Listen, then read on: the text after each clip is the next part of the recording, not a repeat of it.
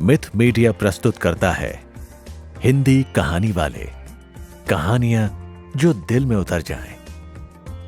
आज की कहानी है बीता हुआ कल, गौतम बुद्ध के द्वारा, संयम शर्मा की आवाज में। बुद्ध भगवान एक गांव में उपदेश दे रहे थे। उन्होंने कहा कि हर किसी को धरती माता की तरह सहनशील और क्षमाशील होना चाहिए। क्रोध ऐसी आग है जिसमें क्रोध करने वाला दूसरों को जलाए तथा खुद भी जल जाए।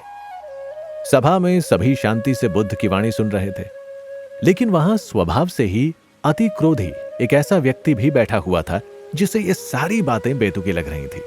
वो कुछ देर ये सब सुनता रहा, फिर अचानक ही आंख बबूला होकर बोलने लगा, तुम पाखंडी हो, बड़ी बड़ी बातें करना यही तुम्हारा काम है। तुम लोगों को भ्रमित कर रहे हो। तुम्हारी ये बातें आज के समय में कोई मायने नहीं रखती। ऐसे कई कटु वचनों को सुनकर भी बुद्ध शांत रहे। अपनी बातों से न तो वो दुखी हुए और न ही कोई प्रतिक्रिया दी। ये देखकर वो व्यक्ति और भी क्रोधित हो गया और उसने बुद्ध के मुंह पर थूक कर वहां से चला गया।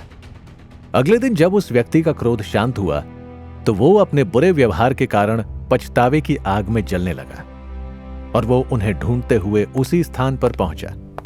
पर बुद्ध कहां मिलते। वो तो अपने शिष्यों के साथ पास वाले एक अन्य गांव निकल चुके थे। व्यक्ति ने बुद्ध के बारे में लोगों से पूछा और ढूंढते ढूंढते जहां बुद्ध प्रवचन दे रहे थे वहां पहुंच गया। उन्हें देखते ही वो उनके चरणों में गिर पड़ा और बोला, मुझे क्षमा कीजिए प्रभु। बुद्ध ने पूछा, कौन हो भाई? तुम्हें क्या हुआ है? क्यों क्षमा मांग रहे हो? उसने कहा, क्या आप भूल गए?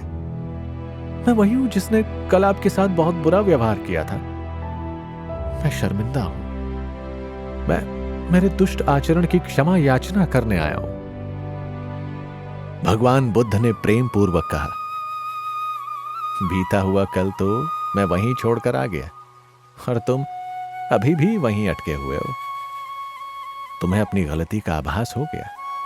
तुमने पश्चाताप कर लिया। तुम निर्मल हो चुके हो।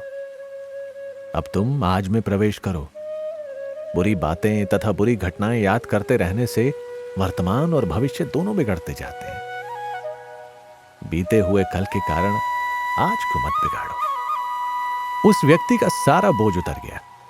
उसने भगवान बुद्ध के चरणों को पकड़कर क्रोध को त्याग दिया तथा क्षमाशीलता का संकल्प लिया। बुद्ध ने उसके मस्तिष्क पर आशीष का हाथ रखा। उस दिन से उसमें परिवर्तन आ गया और उसके जीवन में सत्य, प्रेम व करुणा की धारा बहने लगी। मित्रों, बहुत बार हम भूत में की गई किसी गलती के बारे में सोचकर बार बार दुखी होते हैं और खुद को कोसते हैं। हमें ऐसा कभी नहीं करना चाहिए। गलती का बोध हो जाने पर हमें उसे कभी न दोहराने का संकल्प लेना चाहिए और एक नई ऊर्जा के साथ वर्तमान को सुदृढ़ बनाना चाहिए।